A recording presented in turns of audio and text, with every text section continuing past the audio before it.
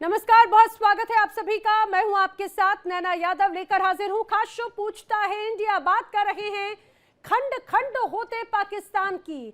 पाकिस्तान का सबसे बड़ा राज्य बलूचिस्तान अब अलग होने की कगार तक पहुंच चुका है। कैसे, बताएंगे आपको आगे विस्तार से। बलूचिस्तान की आजाद की दिशा में एक महत्वपूर्ण कदम एक तरह से बढ़ाया गया है। बलूचिस्तान मूवमेंट के प्रतिनिधि मीर यार बलोच ने सोशल मीडिया पर बलूचिस्तान लिबरेशन चार्टर साझा किया।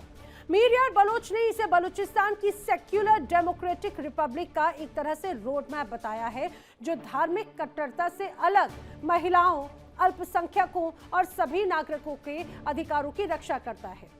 इससे पहले बलोच नेता ने यह ऐलान भी किया है कि बलूचिस्तान में मिलने वाले प्राकृतिक संसाधनों पर यहां के लोगों का हक है, ना कि दूसरों का। डोनाल्ड ट्रंप को बलूचिस्तान में खनन का न्योता देने को लेकर उनकी तरफ से यह भी कहा गया कि ब्रीफकेस में भरकर यहां के खनिज अमेरिका तो ले जा सकते हैं, बेच नहीं सकते। साफ तौर पर यह संकेत दिए कि अमेरिका को बलूचिस्तान के प्रतिनिधियों से बात करनी चाहिए।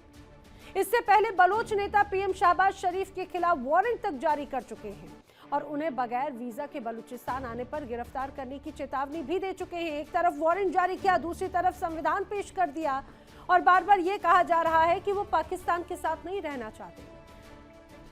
अमेरिका के दौरे के दौरान शहबाज और मुनीर, उन्होंने बलूचिस्तान के कुदरती संसाधनों के सैंपल डोनाल्ड ट्रंप को भेंट किए थे, तोहफे स्वरूप में दिए थे और उन्हें बलूचिस्तान में खनन का न्योता दिया था। लिहाजा अमेरिका के लिए बलूचिस्तान काफी अहम है और अमेरिका तो यही चाहता था, क्योंकि अमेरिका तो चाहता ही रेयर अर्थ मिनरल्स पर अपना कंट्रोल करना। अब बलूचिस्तान में इसके बाद में अमेरिका ने $1.3 बिलियन का निवेश करने की तैयारी की। बलूचिस्तान में रिकोडिक माइंस में अमेरिका निवेश करेगा। बलूचिस्तान में समझिए जरा, सोने, चांदी, तांबे और साथ ही रेयर अर्थ मिनरल्स का भंडार है, या ये कहा जाए इससे ये पूरी जमीन ही बड़ी समृद्ध है। बलूचिस्तान की सीमा ईरान से कनेक्टेड है, लिहाजा यहाँ पर अमेरिका की मौजूदगी से ईरान पर नजर रखी जा सकेगी। ये भी अमेरिका के लिए विन विन कंडीशन होगी। अब बलूचिस्तान का जो ग्वादर पोर्ट है, वहां पर चीन का प्रभुत्व है। अब ऐसे में यहाँ पर अमेरिका अगर आता है तो उसकी पकड़ होगी, जिससे चीन का सीपैक प्रोजेक्ट उसको झटका लग सकता है। तो अमेरिका एक साथ एक पंथ कई काज करना चाहता है और इसी का ही फायदा डोनाल्ड ट्रंप उठाएंगे और इसी का ही फायदा कहीं ना कहीं शहबाज और मुनीर उठाने की तैयारी में है, क्योंकि शहबाज और मुनीर को वो मिलेगा जो चाहते हैं, यानी कि बहुत ढेर सारा पैसा और एक सो कॉल्ड इज्जत। वो मिलेगी या नहीं ये नहीं कहा जा सकता, लेकिन पैसे जरूर मिलेंगे। अब बलूचिस्तान में पिछले लंबे समय से बलूच लड़ाके पाकिस्तान की सेना के बीच में संघर्ष जारी है। हालात ऐसे हो गए हैं कि पाकिस्तान की सेना को सड़कों पर टैंक उतारने तक पड़ गए। समझिए पाकिस्तान की सेना के लिए कितनी बड़ी चुनौती है। नुश्की इलाके में टैंक, बख्तरबंद गाड़ियां सड़कों पर चलती दौड़ती हुई नजर आती हैं। लेकिन आप इस बात को भी समझिए कि बलूचिस्तान का जो ग्वादर है, ग्वादर, पसनी, ईरान सीमा के आसपास पाक सेना पर बलूच लड़ाकों ने हमले किए हैं। पिछले कुछ दिनों में जो संघर्ष हुआ है इन क्षेत्रों में, वहां पर 300 से ज्यादा, इवन 350 से ज्यादा पाकिस्तानी जवानों के मारे जाने का दावा किया जा रहा है। चीन पाकिस्तान इकोनॉमिक कॉरिडोर यानी कि सीपैक, उसके तहत पाकिस्तान के दक्षिणी तट पर स्थित ग्वादर बंदरगाह को चीन के पश्चिमी शिनजियांग क्षेत्र से जोड़ा जाना है और ये दूरी सड़क, रेल और पाइपलाइन नेटवर्क के जरिए लगभग 3000 किलोमीटर की है। ग्वादर बंदरगाह को चीन के लिए भविष्य का प्रमुख समुद्री प्रवेश द्वार एक तरह से माना जा रहा था। अब बलूचिस्तान में जो हिंसा हुई उसकी वजह से वो ख्वाब नजर आता है। उस हिंसा की वजह से अब अमेरिका भी टेंशन में है और इसकी सबसे बड़ी वजह अमेरिका से जुड़ी महंगी खनन परियोजनाएं हैं, जो इस समय जोखिम के घेरे में आ गई हैं। अब सितंबर 2025 में अमेरिकी कंपनी यूएस स्ट्रैटेजिक मेटल्स और पाकिस्तान सरकार के बीच में एक अहम समझौता हुआ और इस अहम समझौते के तहत अमेरिका ने लगभग $500 मिलियन के निवेश की घोषणा की थी और इस योजना के तहत पायलट प्रोजेक्ट के रूप में खनिजों की पहली खेप अक्टूबर 2025 में अमेरिका भेज दी गई। अमेरिकी कंपनियों की सुविधा के लिए पाकिस्तान सरकार ने पसनी बंदरगाह को विकसित करने का प्रस्ताव रखा। जाहिर सी बात है कि ट्रंप का निवेश बलूचिस्तान में एक तरह से फंस चुका है, इसमें कोई शक नहीं।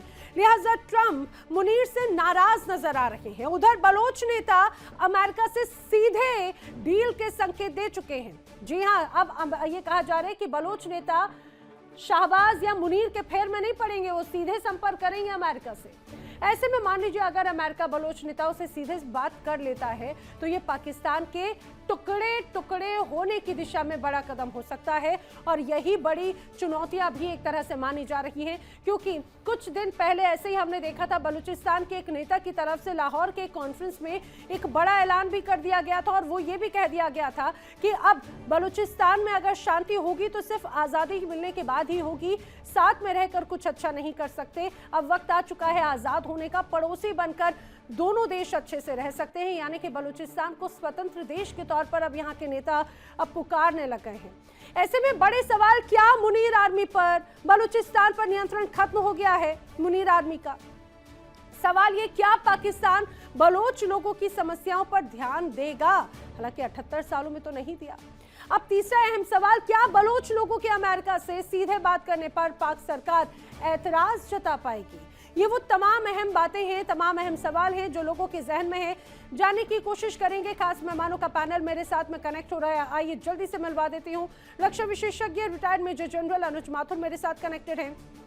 रक्षा विशेषज्ञ retired group captain UK Devnath मेरे साथ में कनेक्ट हो रहे हैं, और भू राजनीतिक विश्लेषक retired group captain Tapesh Chaudhary मेरे साथ में कनेक्ट हो रहे हैं। मेरे साथ में पाकिस्तान से पीएमएलएन के नेता डॉक्टर इरशाद अहमद भी कनेक्ट हो रहे हैं। आप सभी खास मेहमानों का इस चर्चा में बहुत बहुत स्वागत है।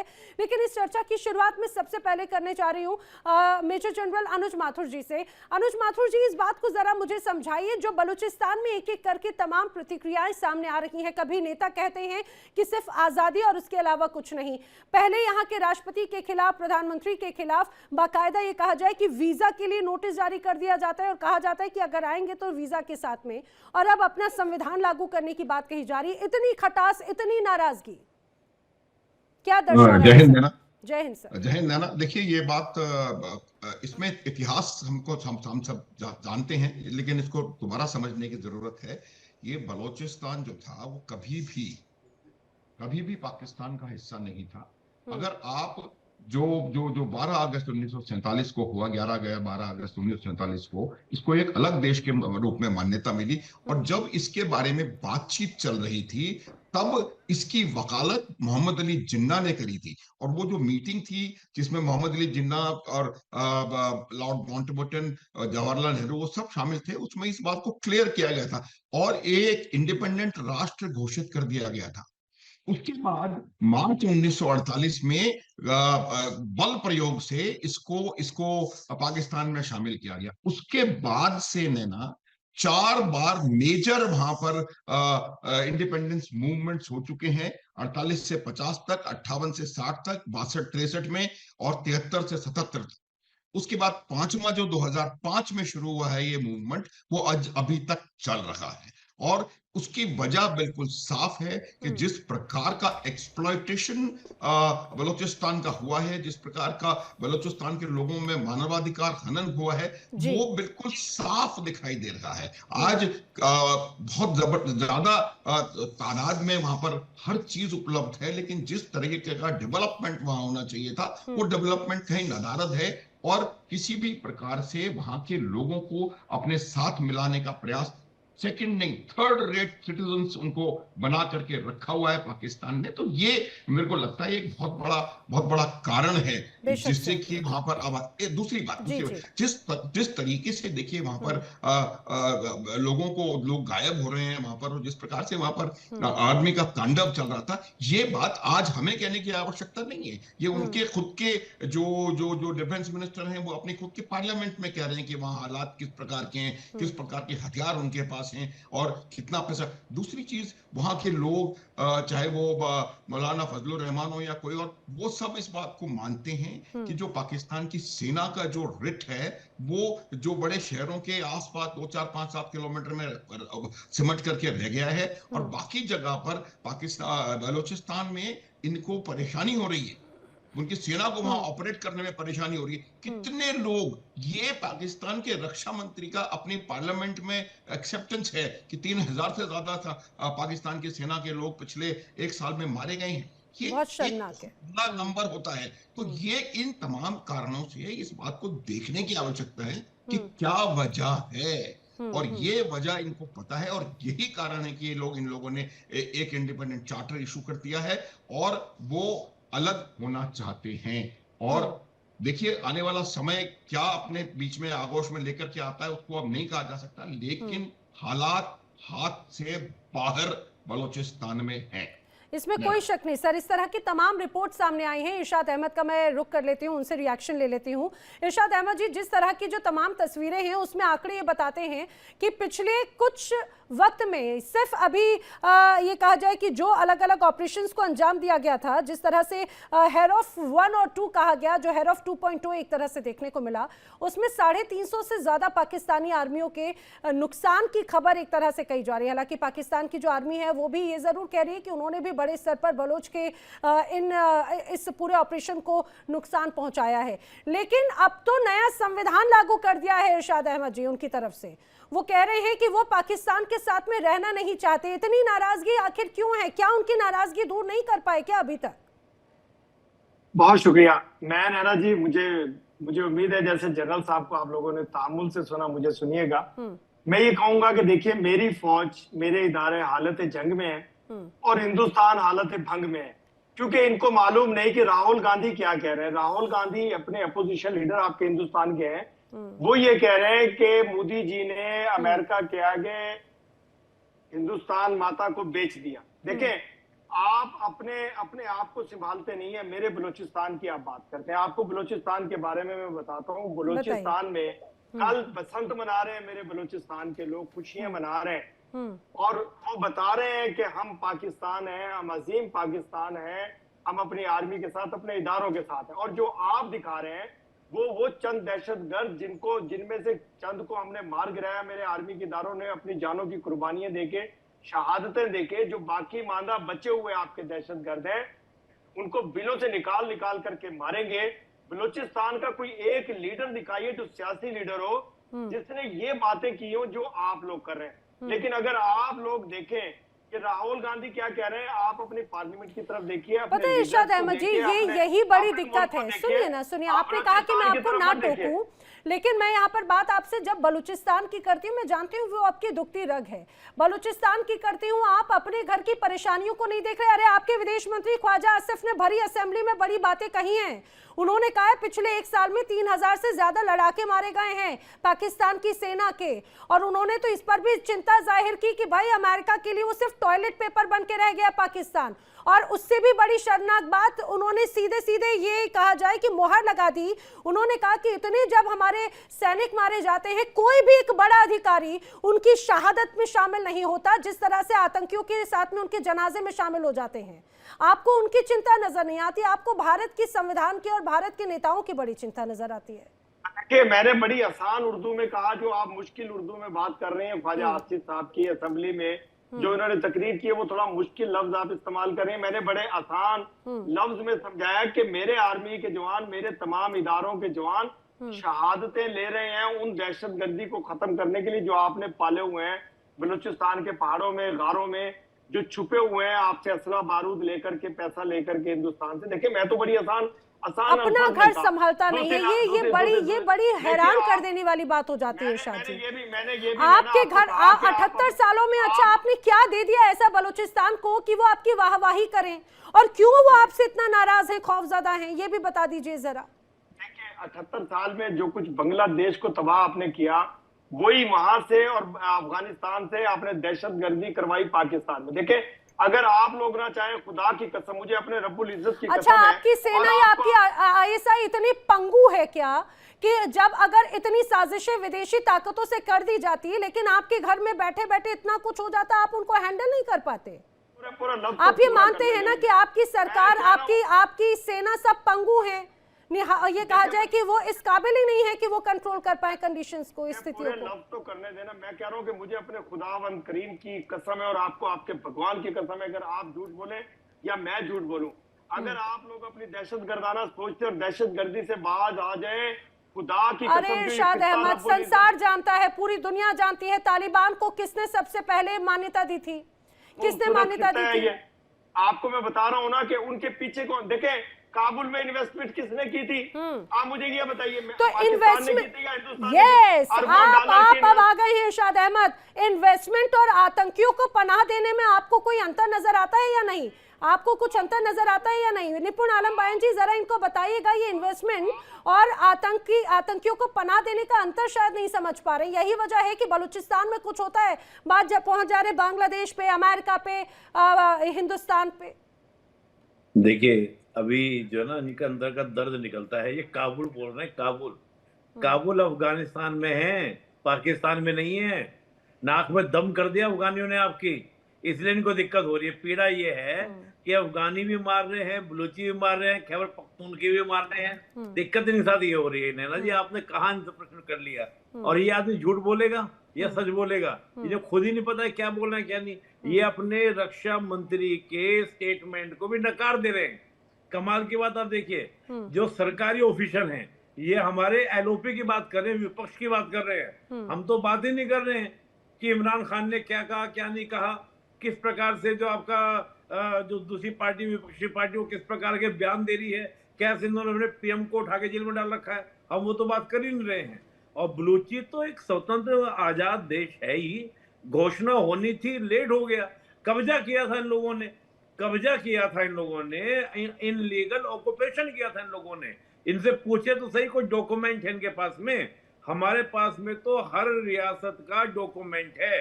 कलात के राजा के कनपट्टी पे बंदूक रख के इन्होंने साइन कराया था, बाद में शुरुआत हुई थी इनके यहाँ पर। देखिए, मैं आपसे अर्ज करूंगा, आपके पास कौन सा, मुझे बताइए, अगर आपके पास डॉक्यूमेंट्स है तो मकबूजा कश्मीर के कश्मीरी क्यों नारा लगाते हैं कश्मीर बनेगा पाकिस्तान? क्यों आपको, अरे कहाँ लगाते हैं नारा इरशाद अहमद? आप कौन से प्रोपेगेंडा चलाते हैं?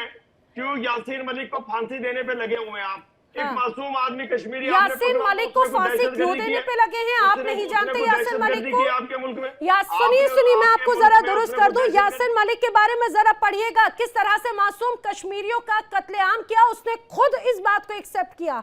यासीन मलिक को आप अपना रहनुमा नेता बनाते हैं, और यासीन मलिक को आप अपना इतना प्रेम दर्शा रहे हैं। बलूचिस्तान में जो लोग आवाज उठाते हैं वो आपके लिए दहशतगर्द हो जाते हैं। आजादी की जंग लड़ रहे हैं आपसे, वो आजादी ले लेंगे आपसे। तो बीएलए कौन है फिर आपके लिए? इसी तरह हिंदुस्तान के सिख खालिस्तान ले लेंगे आपसे। आप याद अरे इतना प्रेम है आपके पास में, बड़ा प्रांत है पंजाब का, दे दीजिए जरा। हिंदुस्तान के यही करतूत रहे तो खुदा की कसम खालिस्तान भी आजाद होगा, मकबूजा अच्छा इरशाद अहमद सुनिए, इरशाद अहमद, आखिर बीएलए कौन है? यासीन मलिक आपके लिए आजादी की लड़ाई लड़ने वाला रहनुमा, बीएलए कौन है फिर? टीटीपी कौन है फिर? देखें, ये वो लोग हैं जिन्हें आप मिसिंग पर्सन कहते हैं, वो दहशतगर्द हैं जो भागे हुए हैं कत्लो गारत करके। इरशाद अहमद, आप एक्सपोज हो रहे हैं, जनता सुन रही है आपको, जनता सुन रही है आपको, देख रही है आपको, और आप बार बार खुद एक्सपोज हो रहे हैं अपनी बातों को लेकर। इतनी सिलेक्टिव अप्रोच, खासतौर से ये कहा जाए आतंक को लेकर। यूके देवनाथ जी, यासीन मलिक को ये बड़ा प्रेम दर्शाते हैं, और अपने ही देश के जिन्हें लोग ये मानते नहीं है बलूचिस्तानियों को, उन पर गोलियां चला देते हैं। और यही वजह है कि 78 सालों के बाद में वो अगर अपना नाराजगी जता रहे हैं, तो कितने लोगों का कत्लेआम कर चुकी है पाकिस्तान की सेना।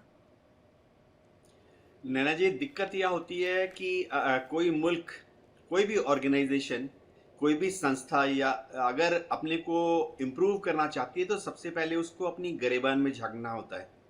पाकिस्तान में कभी ये रिवायतें नहीं रही। पाकिस्तान में उनको अगर कुछ पता लगता है तो बगलों में झांकते हैं।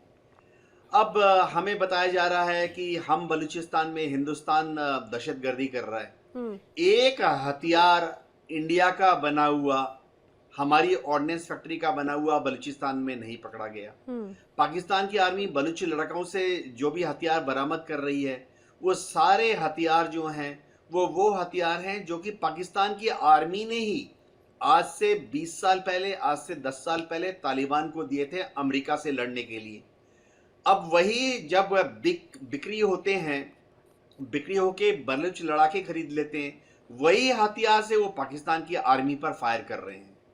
दूसरी बात, ये कह रहे हैं कि हिंदुस्तान वहां पर बलूचिस्तान के लड़ाकों को ट्रेनिंग दे रहा है। कहाँ? आप मुझे ईरान के मैं क्योंकि देखिए हम सब फौज में थे तो इंटेलिजेंस से कनेक्टेड हैं। अगर बलूचिस्तान में मुझे जाना है, समझिए मैं जेम्स बॉन्ड हूँ और तो मुझे हिंदुस्तान से सिंध से बलूचिस्तान में जाना पड़ेगा, जाहिर बात है नहीं जा सकता। मैं ईरान के सिस्तान में जा सकता हूँ, वहां से बलूचिस्तान में घुसूंगा। आप मुझे सिस्तान में जो कि ईरान का प्रांत है, पाकिस्तान के बलूचिस्तान से लगा हुआ, एक इंडियन सेंचुरी या ट्रेनिंग कैंप दिखा दीजिए। तो ऐसी बातें करके ये सिर्फ अपने को ही नाखुश कर रहे हैं, अपने को ही नेगेटिविटी में ले जा रहे हैं, जिससे हम हमेशा बोलते रहे हैं ऑटोनॉमी। आप बलूचिस्तान के लोगों को ऑटोनॉमी दे दीजिए, उनके सरदारों को, उनके कबीलों को उनके ऊपर छोड़ दीजिए। उसके बाद आप देखेंगे कैसे वो आस्ते आस्ते आपके दोस्त बन जाएंगे। लेकिन नहीं, जैसा अभी कहा गया है, ठीक जैसे कलात में जबरदस्ती आर्मी ने जाकर कब्जा कर लिया और कलात के जितने सरदार थे उनको यातनाएं दी, प्रताड़नाएं दी, उनके ऊपर अत्याचार हुए, डॉक्यूमेंटेड है। तो ऐसे तो आप बलूच लड़ाकों का या बलूचिस्तान के लोगों का दिल कभी नहीं जीत पाएंगे। तो मैं ये कह के ही करूंगा कि एक एडमिनिस्ट्रेटिव प्रॉब्लम है, आप इसको फौजी तरीके से सॉल्व करने की कोशिश ना कीजिए।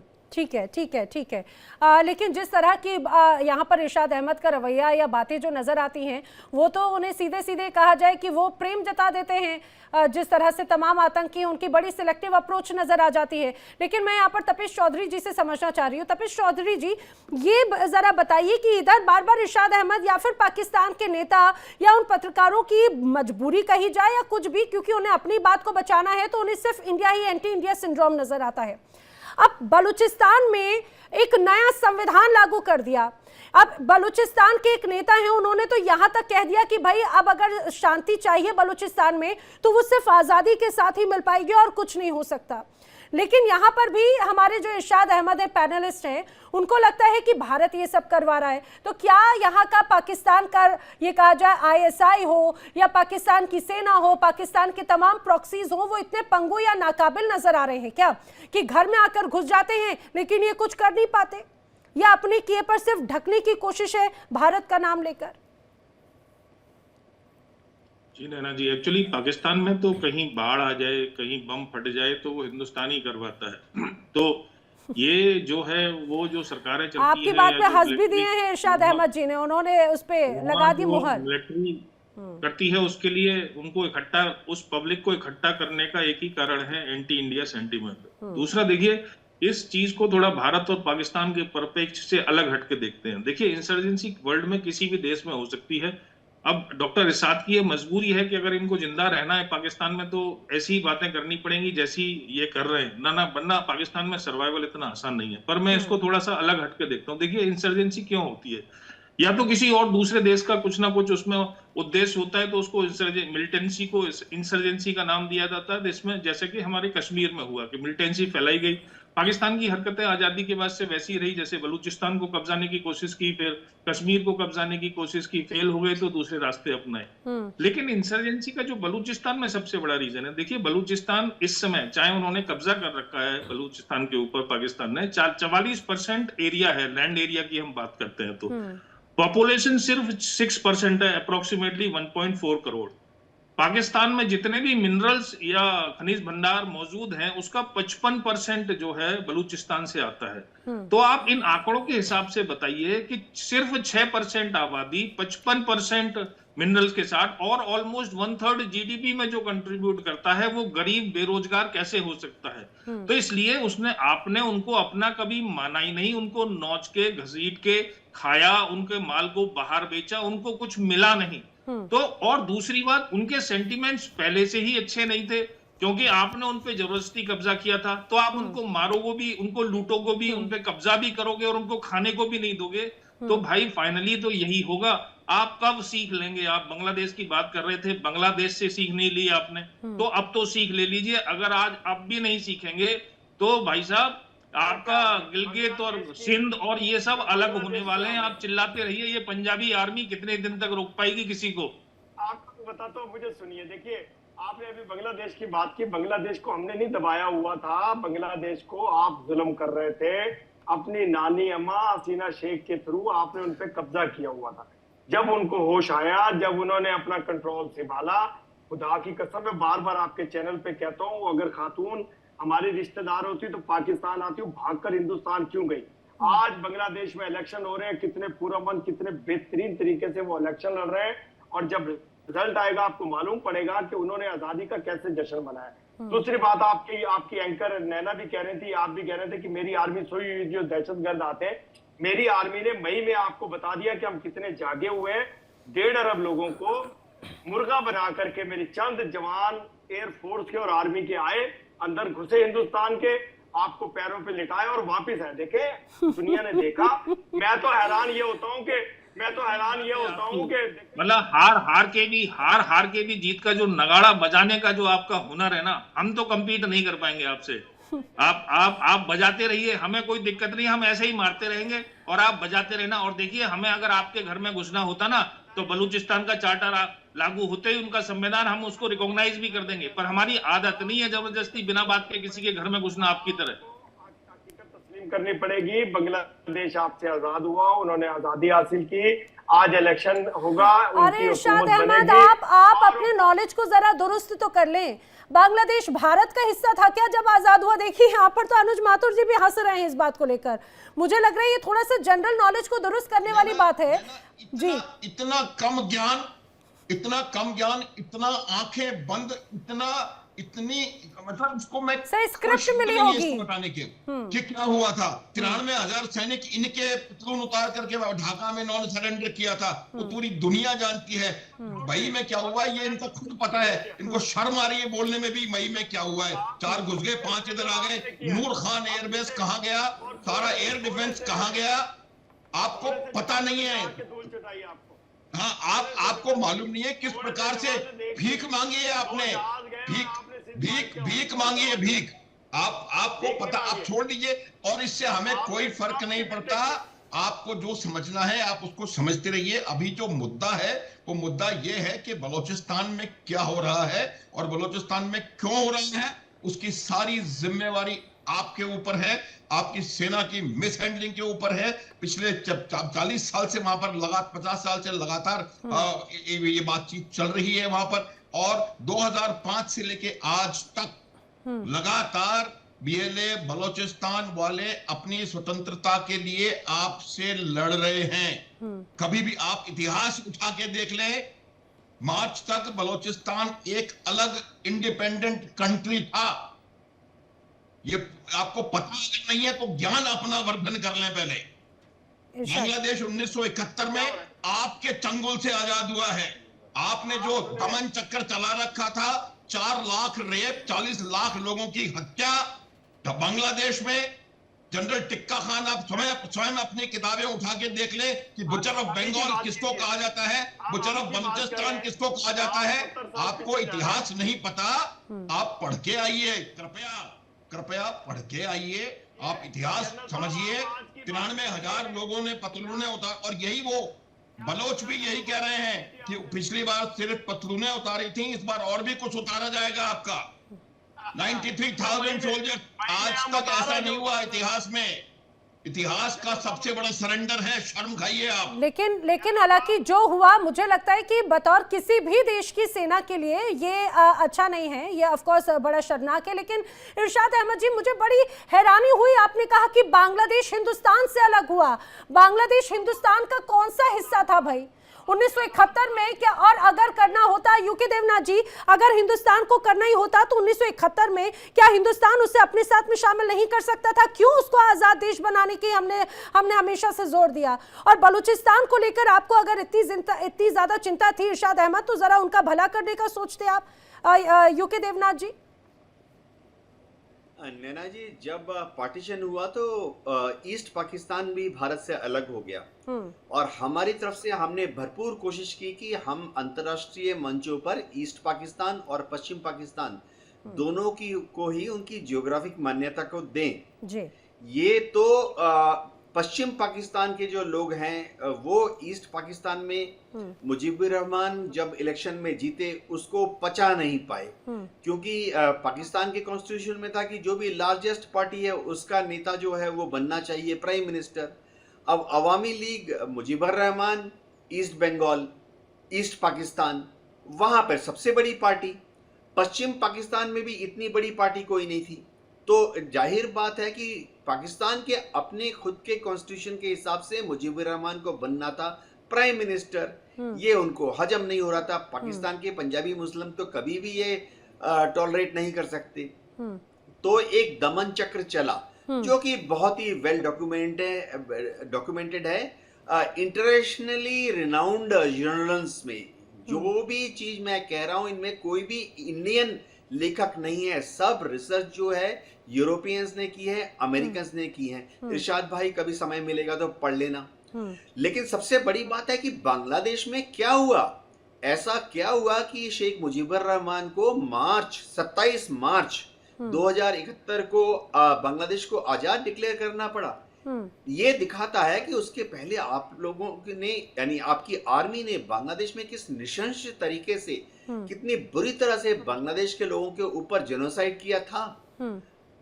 जो महिलाओं के ऊपर अत्याचार है वो भी वेल डॉक्यूमेंटेड है। किसी भी डॉक्यूमेंट में आप चले जाइए, गूगल कीजिए, अभी United Nations international red cross आपको ये फिगर्स बता देंगे। तो बांग्लादेश जो टूट के अलग हुआ पाकिस्तान से, वो तो आपकी अपनी गलती की वजह से हुआ। ऐसा ही बलूचिस्तान में होगा। वैसे मैं बताता हूं, मैं चाहता हूं ऐसा ना हो। जी, क्यों सर? मैं चाहता हूं कि पाकिस्तान एक मजबूत देश रहे। मेरी दिली ख्वाहिश है कि पाकिस्तान एक मजबूत देश रहे। लेकिन इसके लिए अगर पाकिस्तान चाहता है कि बलूचिस्तान उनके साथ रहे, तो बलूचिस्तान के लोगों को खुश रखना ये पाकिस्तान की जो सेंट्रल अथॉरिटीज हैं उनकी जिम्मेवारी है। सर लेकिन 78 सालों में तो ऐसा हुआ नहीं, 79 इयर्स में तो अभी तक ऐसा हुआ नहीं। आपको ऐसा लग रहा है कि पाकिस्तान ऐसा कुछ कर सकता है? अगर करना होता उसकी अहमियत तो इतने लंबे वक्त तक ऐसी रही, लेकिन उस बात को नहीं समझा। हाँ, आज उसकी अहमियत नजर आती है। क्यों? क्योंकि अमेरिका का पर्सनल इंटरेस्ट है, उसे पैसे मिल रहे हैं, और अब वहां पर विद्रोह है, वो बोले हम तो एंट्री करने नहीं देंगे। देखिए इरशाद जी चले गए हैं, लेकिन मैं अब जो कुछ बोलूंगा मेरे एडमिनिस्ट्रेटिव एक्सपीरियंस के बतौर बोलूंगा और वर्ल्ड पॉलिटिक्स में जो हो रहा है उसके बतौर बोलूंगा। भारत को ये हमारा आकलन है कि अगर पाकिस्तान के टुकड़े टुकड़े हो जाएंगे तो फिर ये सारे जो टुकड़े हैं ये उधर उधर बिखर जाएंगे और भारत को ये 5-6 अलग अलग टुकड़ों से डील करना बहुत मुश्किल हो जाएगा। ये सारे जो टुकड़े हैं इन सब जगह आतंकवादी गतिविधियां और ज्यादा बढ़ जाएंगी, ये आपस में ही लड़ मरेंगे। ऐसे में भारत की जो पश्चिमी बॉर्डर है वो बहुत ज्यादा अनस्टेबल हो जाएगी। तो मेरा आकलन ये है कि एक स्टेबल पाकिस्तान हो, पॉलिटिकली, फाइनेंशियली, इकोनॉमिकली एक मजबूत पाकिस्तान हो, जिसके लिए बहुत जरूरी है कि पाकिस्तान के जो पंजाब के सुन्नी लोग हैं ये दूर दराज के क्षेत्रों के लोगों को डंडे के जोर से चलाना बंद करें, पता करें कि उनकी दिली ख्वाहिश क्या है और आस्ते आस्ते दूर दराज के लोगों को वह छोटी छोटी एडमिनिस्ट्रेटिव सहूलियतें दें जो कि वह चाहते हैं। ये एकमात्र तरीका है। भारत में हमने इस मॉडल का बहुत अच्छी तरह से इस्तेमाल करते हुए हमारे दूर दराज के क्षेत्रों में अच्छी तरह से एडमिनिस्टर किया है। जी सर, इसमें कोई शक नहीं। देखिए, हिंदुस्तान ने तो किया लेकिन पाकिस्तान नहीं करता ना। पाकिस्तान तो अपने लोगों को समझता भी नहीं है और यही एक बड़ी बात अपने आप में हो जाती है। और मेरे साथ में फिलहाल कुछ और खास मेहमान भी ज़रूर यहाँ पर कनेक्ट हो रहे हैं।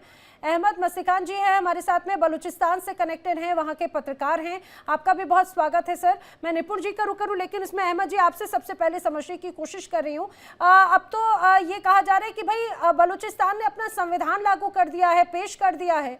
पहले यहाँ के पाकिस्तान के नेताओं के खिलाफ में ये कहा जाए कि वो नोटिस जारी कर देते हैं कि बगैर वीजा के आना नहीं, आज़ादी की लड़ाई ये कहा जाए कि वो अपने पूरे निर्णायक मोड़ पर पहुंच चुकी है क्या? जी आपका नमस्कार। जी सर। और जय हिंद। जय हिंद सर। मुझे बहुत खुशी होती है कि जब आप हमें ये टाइम देते हैं। हम आपके हमसाए हैं बलूच, बलूचिस्तान हम हिंगलाज माता के हम रखवाले हैं और हमारा भारत माता से बहुत करीबी रिश्ता है। क्या बात है सर। मुझे अफसोस होता है जब वो कुछ नेहरू जी के जो ख्यालात थे कि भाई पाकिस्तान को मजबूत बनाना है, गलत ख्याल है। पाकिस्तान कमजोर बिकारी मुल्क होके आपके साथ 80 साल से क्या कर रहा है।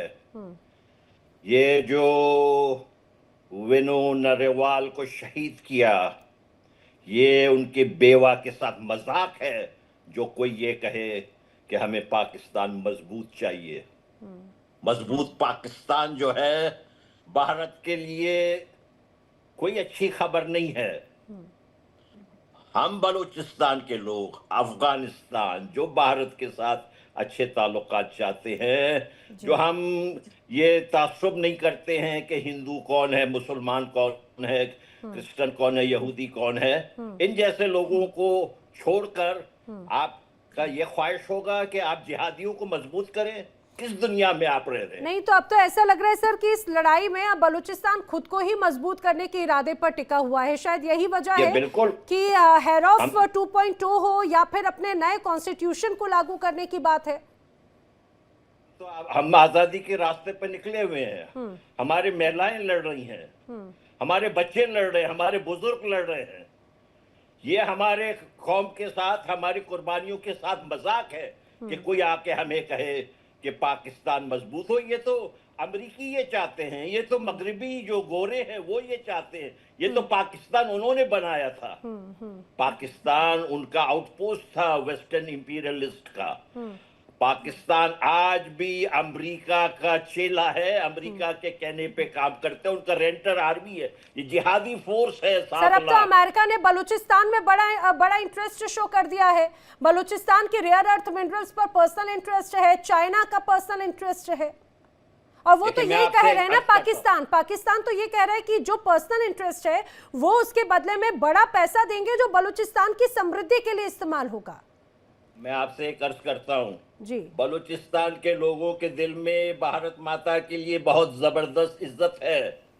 हमारे पास अमरीकियों के लिए कोई नहीं है, हमारे पास चीनियों के लिए कुछ नहीं है। कोई क्या, किसी ने क्या दिल्ली में लोगों को पागल कुत्ते ने काटा है कि वो बलूचिस्तान को इग्नोर करें? भाई हम कोई बेकारी मुल्क नहीं है, हमारे पास बहुत सारे रिसोर्सेज हैं, इससे आपको भी फायदा होगा। आप किस दुनिया में रह रहे हैं? सर आपका ये जो प्रेम है ना, आपका ये जो प्रेम है हिंदुस्तान के प्रति, भारत माता के प्रति, और ये कहा जाए कि वो प्रेम स्नेह और जो इज्जत है यही पाकिस्तान को खलती है। और इसीलिए पाकिस्तान कहता है कि जो नाराजगी है वो हिंदुस्तान की देन है। बलूचिस्तान जो धमाके कर रहा है, बीएलए का जो पूरा एक बड़ा धमाका या बीएलए जो ऑपरेशन चला रहा है, पाकिस्तान के नेता अभी कनेक्टेड थे, वो कह रहे हैं कि वो हिंदुस्तान की देन है। ऐसा है क्या? पाकिस्तान का तो मुंह काला है जी। पाकिस्तान अगर कहेगा कि दिन है तो आप ये बिलीव करें कि रात है। पाकिस्तानी झूठे हैं, एक से एक बढ़िया झूठा है। ये जो है, ये जो पंजाबी पता नहीं कहाँ अपने आप को अरब समझते हैं, कहीं अपने आप को फारसी समझते हैं। ये नहीं कहते कि हम पंजाबी हैं पहले, ये हमारे ऊपर कैसे हुक्मरानी करेंगे? हमारे साथ ये जो कुछ कर रहे हैं आज हिटलर ने नहीं किया था। आपको मालूम है जो इन्फोर्स्ड डिसअपीयरेंसेस अर्जेंटीना में 30,000 थे। 30,000 लोग अर्जेंटीना में ये अमेरिका के मदद के साथ उन्होंने अगवा किए थे 75 से 80 सर आप पाकिस्तान की जो मौजूदा स्थिति है, चाहे बात यहाँ पर आसिम मुनीर हो या शहबाज शरीफ, आप उनकी तुलना हिटलर से कर दे रहे हैं क्या? बिल्कुल, वो उससे भी बदतर है। मैं आपसे कहूँ शायद हिटलर तो ईसाई था, ये तो जिहादी हैं, ये तो उनसे 2 हाथ आगे हैं। इनके अंदर कोई इंसानियत नहीं है। इनके ये जो है बलोच को जो हमारे इस पर क्या नाम दिया है, हमारे ऊपर नाम दिया है फितना-ए हिंदुस्तान जी। ये खुद फितना-ए अमरीकी साम्राज्य है, फितना-ए अमरीकी साम्राज्य। ये जनरल आसिम मुनीर, हम हिंदुस्तान के लोगों से अकीदत रखते हैं, हम उनका एहतराम करते हैं। हमें कोई हिंदुस्तान से 1 टके का भी सपोर्ट नहीं मिल रहा है। हम माँ से प्यार करने के लिए कोई किसी से पैसे तो नहीं मांगता है भाई। ये कौन सी बात कर रहे हैं? अच्छा, मैं ये यहाँ पर पंजाबी। निपुण जी का रुख करूं, लेकिन उसके पहले एक और सवाल का जवाब दे दीजिएगा यहाँ पर अहमद जी। पाकिस्तान के नेता बार बार जम्मू कश्मीर का जिक्र करते हैं और हम कहते हैं कि बलूचिस्तान तो आप संभाल लीजिए, आप जम्मू कश्मीर का ख्वाब क्यों देखते हैं? वो तुलना कर भाई, देते मैं हैं आपसे बलूचिस्तान एक और अर्ज जम्मू कश्मीर की। भाई मैं आपसे एक अर्ज करता हूँ, मुझे ये पता नहीं है ये जो माइंडसेट आता है ना कि मजबूत पाकिस्तान चाहिए, ये माइंडसेट ही बहुत खतरनाक है हिंदुस्तान भारत के लिए। ये पाकिस्तानी जो हैं, चाहे जिहादी हो, चाहे लिबरल हो, चाहे दारू पीने वाले हो या कुरान पढ़ने वाले हो, वो सब कहते हैं कि कश्मीर हमारे बाप का है। आपके बाप का कश्मीर कैसे होगा? कश्मीर इंडिया का है। आपने ये आपसे अपना मुल्क नहीं संभाला जा रहा है।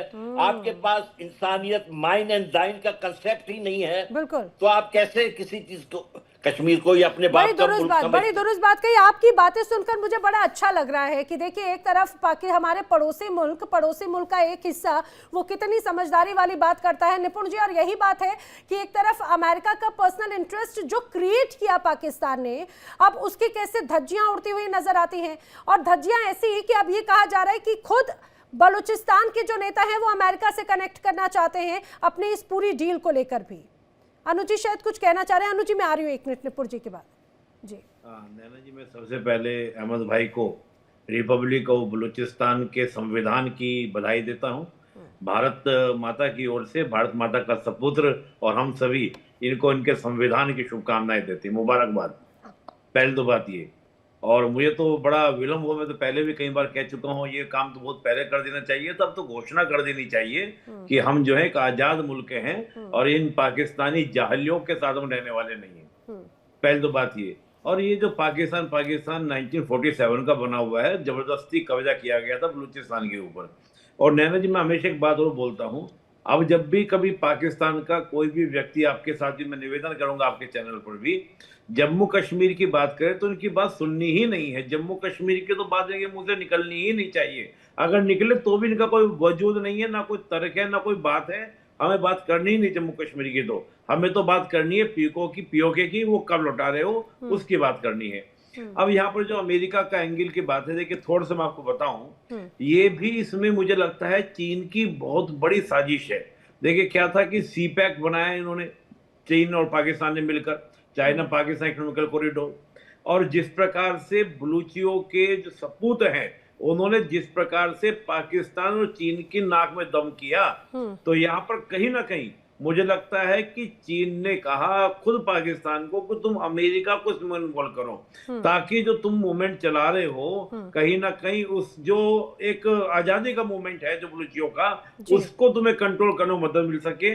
रीजन बड़ी बात क्या है कि पाकिस्तान के हाथ में ऑलरेडी कटोरा है। अब यहाँ पर चीन को लगता है कि अगर सारा का सारा पाकिस्तान डिपेंडेंट हम पे रहा तो हमारी इकोनॉमी बर्डन पड़ेगा। बेटर क्या है कि हम पाकिस्तान के थ्रू अमेरिका को जो बलूचिस्तान के लोगों का जो हक है उसको अमेरिका को सुपुर्द कर दें, तो इस बहाने क्या होगा, हमारा सीपैक भी पूरा होगा और अमेरिका को मिनरल्स मिल जाएंगे और पाकिस्तान मजबूती से भारत के अगेंस्ट खड़ा रह जाएगा। लेकिन मरेगा कौन इसमें? जिनका हक है उनका हक मारा जाएगा, और वो है बलूची लोग। तो मुझे तो लगता है कि बलूचियों को, बलूच के लोगों को, भाई हमारे जो एक बहुत बड़ी आवाज है, अभी हमारे साथ जो पत्रकार बैठे हैं, तो मैं तो कहूंगा कि ठीक है भारत सरकार आपकी मदद नहीं कर रही है, लेकिन भारत का बच्चा आपके साथ इमोशनली कनेक्ट है। और बात यहाँ की नहीं, हजारों साल के हमारे संबंध हैं। ये तो 1947 में पाकिस्तान की बदतमीजी से आप अलग हुए हैं, नहीं तो आप हमारे ही थे। वो भी अपनी कुछ मजबूरियां, वो भी डिप्लोमेटिक वे में, लेकिन हाँ इमोशनली तो हम लोग सब एक दूसरे के साथ ही। अनुज माथुर जी कुछ कह रहे थे सर। मैं यही कहना चाह रहा था। देखिए, पाकिस्तान एक ऐसा पेड़ है जिसकी जड़ नहीं है। पाकिस्तान है क्या? 1947 में भारत के कुछ हिस्से भारत से अलग कर दिए गए। ये जो अफगानिस्तान की बात कर रहे थे वो अशाक अहमद या व्हाटएवर ही इज, उनको पता ही नहीं है कि भारत और अफगानिस्तान के रिश्ते हजारों साल पुराने, सदियों पुराने, क्या बिल्कुल। क्या इतिहास उनको बिल्कुल बिल्कुल इतिहास का वो उनका दिमाग बिल्कुल बंद है, क्योंकि उन लोगों को ये समझाया गया है कि सिर्फ भारत विरोध करने करके वो लोग आगे बढ़ रहे हैं। मैं आपको इस बात का यकीन दिलाना चाहता हूं कि बलोच जो है वो कभी भी पाकिस्तान का हिस्सा नहीं था। मैंने आपको इतिहास थोड़ा सा बताया, मैं बिल्कुल। आपको पूरा वैदिक काल से उसका इतिहास बता सकता हूं कि कैसे कब कहां बलोचिस्तान में क्या हुआ, बिल्कुल सर। कैसे हुमायूं के टाइम पे क्या हुआ होगा, और ये सब पता है। आज जो परिस्थिति है ये बिल्कुल साफ है, और मैं अहमद भाई का बहुत बड़ा प्रशंसक हूं, और मैं उनको बहुत सलाम करता हूं। बहुत अच्छे सुलझे हुए विचारों के व्यक्ति हैं, और पूरी तरह से मैं उनसे सहमत हूं कि पाकिस्तान नो मोर पाकिस्तान। पाकिस्तान है क्या? पाकिस्तान में एक पंजाबी सुन्नी मुसलमान ने तमाम लोगों को दबा के रखा हुआ है पिछले 78-80 साल से। बिल्कुल सर। उन पे अत्याचार हो रहा है, चाहे वो गिलगिट बाल्टिस्तान हो, पीओजे हो, सिंध हो, बलूचिस्तान हो, खैबर पख्तूनख्वा हो। इसमें कोई और शक आप नहीं। देखना Naina, that day is not far, आपकी चैनल पे डिबेट करेंगे हम लोग जब पाकिस्तान के 4 टुकड़े हो चुके होंगे। और देखिए उस मुझे दिन लग रहा है मैं कि सर वो वक्त अहमद ज्यादा भाई- दूर भी नहीं है। जी, वो वक्त ज्यादा दूर भी नहीं है, क्योंकि बलूचिस्तान ने तो अपना संविधान एक तरह से ये कहा जाए घोषित कर दिया है, बस उसे आधिकारिक मान्यता ही मिलना बाकी है। लेकिन तपीश चौधरी जी, क्या वो इतना इजी होगा?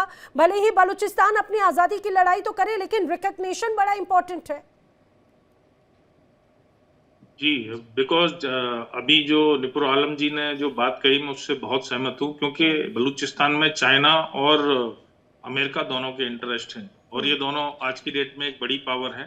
और देखिए, चाइना के लिए जो सीपैक है ये बहुत बड़ा गेम था, उसे पता था, रिस्क पता थे उसको पहले कि क्या होगा। उसी के बदले में पाकिस्तान को इतने फंड्स दिए गए, पाकिस्तान ने उसकी सिक्योरिटी की गारंटी ली, क्योंकि इंडियन ओशियन में ये सबको पता है कि आने वाले दिनों में और आज भी भारत बहुत मजबूत है। कल को कोई हमारा कन्फ्लिक्ट होता है तो हम एनर्जी सिक्योरिटी को ब्लॉक कर सकते हैं चाइना की। तो चाइना बहुत इंटरेस्टेड था इस प्रोजेक्ट में, तो वो तरह तरह के तरीके इस्तेमाल करेगा। और ये बिल्कुल ठीक है कि अब बलूच मार रहे हैं, उधर से अफगान मार रहे हैं, इधर से चाइना भी मारेगा फंडिंग।